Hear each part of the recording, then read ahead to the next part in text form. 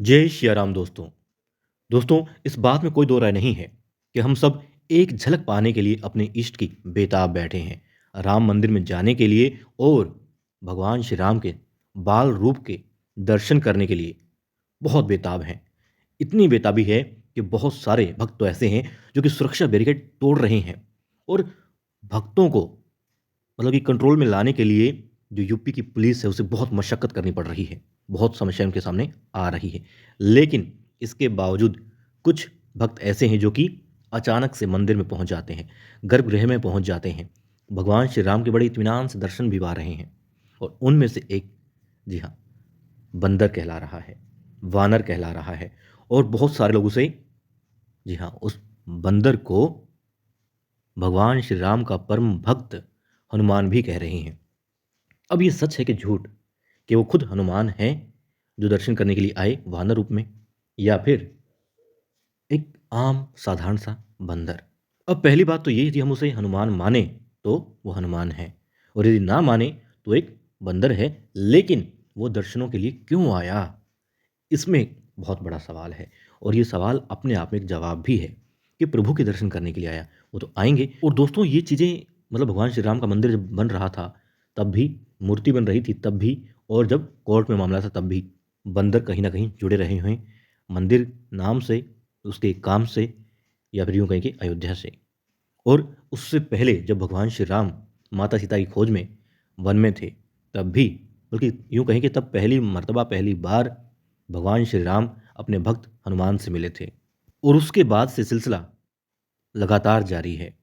और दोस्तों, ये सच है कि भगवान श्री राम का ये भक्त हनुमान, जिसे हम महावीर हनुमान कहते हैं, बजरंगबली कहते हैं, पूजते हैं, और वाकई में अपनी शक्ति दिखाते भी हैं।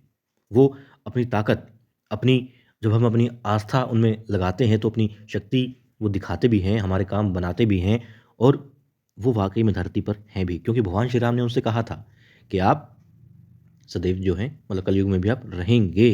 तो भगवान श्री राम के भक्त हनुमान जी, बजरंगबली जी धरा पर हैं। अब किस रूप में हैं, वो किसी भी रूप में कहीं भी आ सकते हैं, भगवान तो कोई भी हो, आ सकते हैं।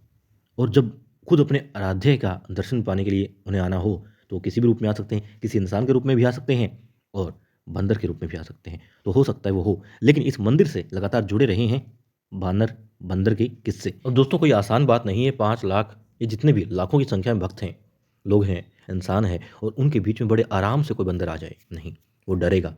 मगर ये बंदर जो कि भगवान श्री राम के गर्भगृह तक पहुंचा, वो बड़े आराम से आया है। सुरक्षा के इतने बंदोबस्त होने के बावजूद आया। ना उसने किसी को परेशान किया, ना उसने कोई शरारत की, वो बस दर्शन किए और आराम से चला भी गया। अब ये आम बात नहीं है।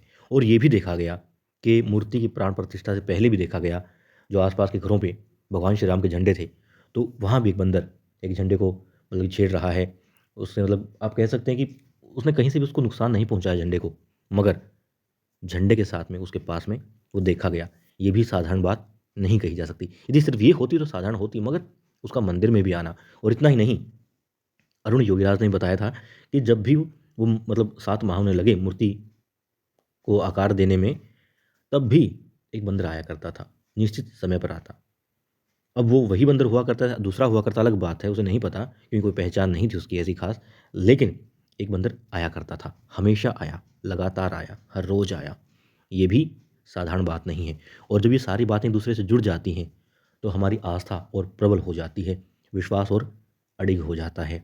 और निष्ठा, विश्वास, यही वो ताकत होती है जो कि, जी हाँ, पत्थर को भी भगवान बना देती है। और हमारे भगवान श्री राम तो साक्षात हैं। तो ऐसे में वहाँ बंदर का आना बनता है। और ये भी देखा गया है कि बंदर को, जब एक किसी बंदर को किसी ने कार्ड दिया कि निमंत्रण दिया मंदिर में आइएगा, जैसे कार्ड बांटे जा रहे थे, तो उस बंदर ने अपने हृदय से लगा लिया था। अब बंदर कोई भी चीज़ दे दो वो खाने की सोचेगा, लेकिन खाने की नहीं है तो हो सकता है नीचे भी डाल दे, लेकिन नहीं, उसने ऐसा नहीं किया, उसने हृदय से लगाया। अब चलो इस बात को हम ना भी माने कि हृदय से नहीं लगाया, उसने रखा, कुछ भी समझ के रख लिया, लेकिन बाकी सारी बातें जब हम जोड़ते हैं तो ये भी सच प्रतीत होती है। और सच मतलब कि हाँ, वो भी हनुमान का ही रूप है। लेकिन वो हनुमान ना भी हो दोस्तों, मगर ये सच्चाई है, सजीव कुछ भी है वहाँ पर, हर एक के मन में राम है। और वो दर्शा रहा है कि हाँ, हम राम भक्त हैं, राम भक्त हैं। और ये किस्सा मतलब जब शुरुआत हुई 1 फरवरी 1986 को, जब फैज़ाबाद के उस समय के जो जज थे, के.एम. पांडे जी, उनको भी उनके घर पर बंदर दिखाई दिए गए थे। कब? जब वो कि इस केस की सुनवाई करने वाले थे, तब।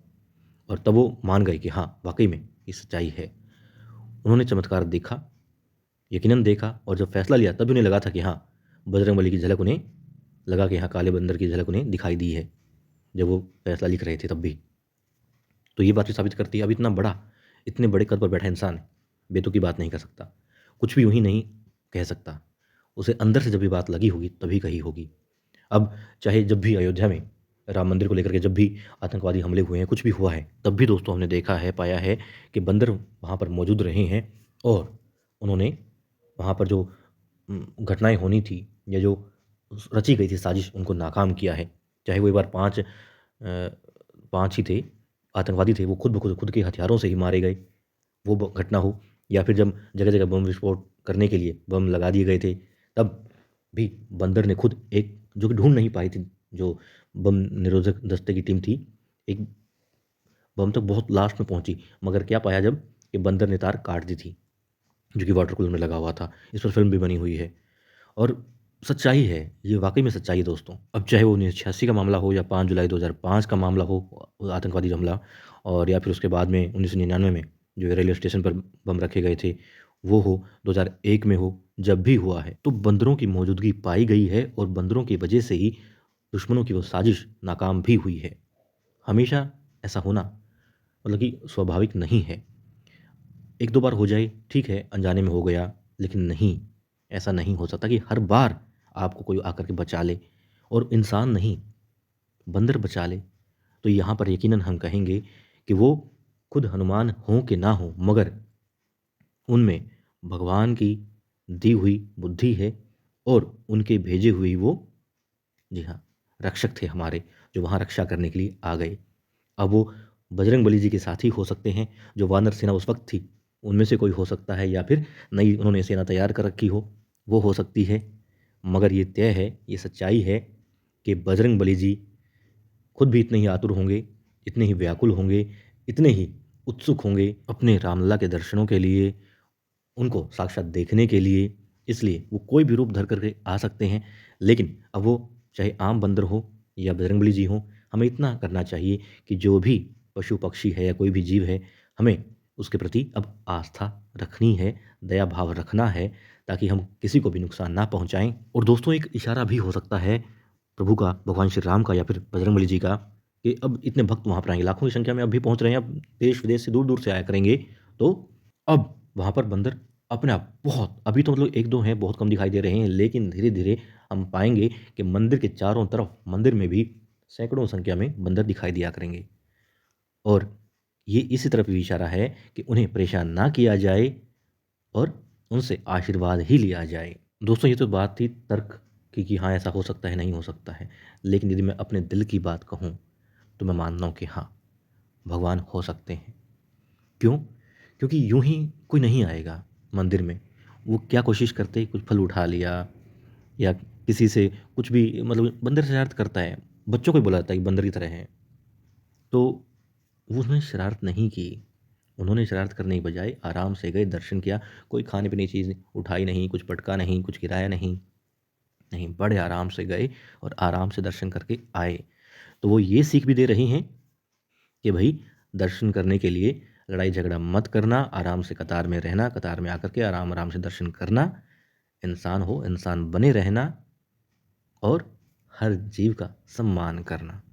बाकी मेरे दिल की कहूँ तो हाँ, वो बजरंगबली जी ही होंगे। और यदि वो खुद मतलब वानर भेष में नहीं आए होंगे, तो कम से कम जो बंदर आया है, यकीनन, यकीनन उसका कोई न कोई संबंध है बजरंगबली जी से, भगवान श्री राम से, तभी वो आया है। और तभी जब से मूर्ति बन रही है, जब से वहाँ पर अयोध्या में भगवान श्री राम का नाम लिया जा रहा है, तब से आस-पास बंदर दिखाई देते रहे हैं।